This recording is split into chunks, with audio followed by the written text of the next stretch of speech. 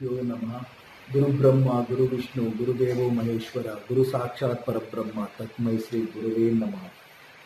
ಇವತ್ತು ಗುರು ಪೂರ್ಣಿಮೆ ಹಬ್ಬದ ಶುಭಾಶಯಗಳು ಎಲ್ಲ ಶಿಷ್ಯಂದಿರಿಗೂ, ಅಯ್ಯಪ್ಪನ ಶಿಷ್ಯರು, ಜಗತ್ತಲ್ಲಿರೋ ಎಲ್ಲ ಶಿಷ್ಯರಿಗೂ. ಯಾರು ಗುರು ಅಂತ ಹೇಳಿದರೆ, ನಿಮಗೆ ಮೊದಲನೇದಾಗಿ ಅಕ್ಷರಾಭ್ಯಾಸ ಮಾಡಿಕೊಟ್ಟ ಅಮ್ಮ, ನಡೆಯಲು ಓಡಾಡಲು ಹೇಳಿಕೊಟ್ಟ ಅಪ್ಪ, ಅದೇ ಥರ ಶಾಲೆಯಲ್ಲಿ ನಿಮಗೆ ವಿದ್ಯೆ ಹೇಳಿಕೊಟ್ಟ ಗುರು, ಅದಕ್ಕಿಂತ ಮುಖ್ಯವಾಗಿ ವೃತ್ತಿಯಲ್ಲಿ ನಿಮಗೆ ಹೇಳಿಕೊಟ್ಟವರು. ಹಲವಾರು ಕೆಲಸ ವೃತ್ತಿಯಲ್ಲಿ ಹೇಳಿಕೊಟ್ಟಿರ್ತಾರೆ.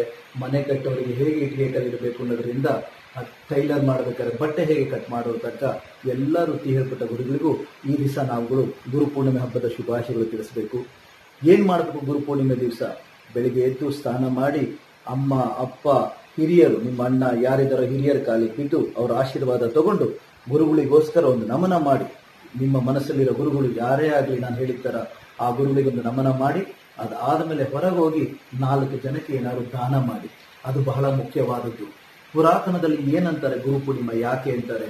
ಈ ಗುರು ಪೂರ್ಣಿಮೆಗೆ ವೇದವ್ಯಾಸರು, ಮಹಾಭಾರತ ಬರೆದ ವೇದವ್ಯಾಸರು, ವೇದವನ್ನು ಬರೆದ ವೇದವ್ಯಾಸರ ಹುಟ್ಟಿದಬ್ಬ.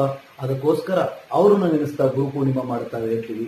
ಅದೇ ತರ ಶಿವ ಈ ದಿವಸ ತನ್ನ 7 ಜನ ಶಿಷ್ಯಂದಿರಿಗೆ, ಸಪ್ತಋಷಿಗಳಿಗೆ ತನ್ನ ಜ್ಞಾನವನ್ನು ಹಂಚಿಕೊಂಡಿದ್ದ ದಿವಸ.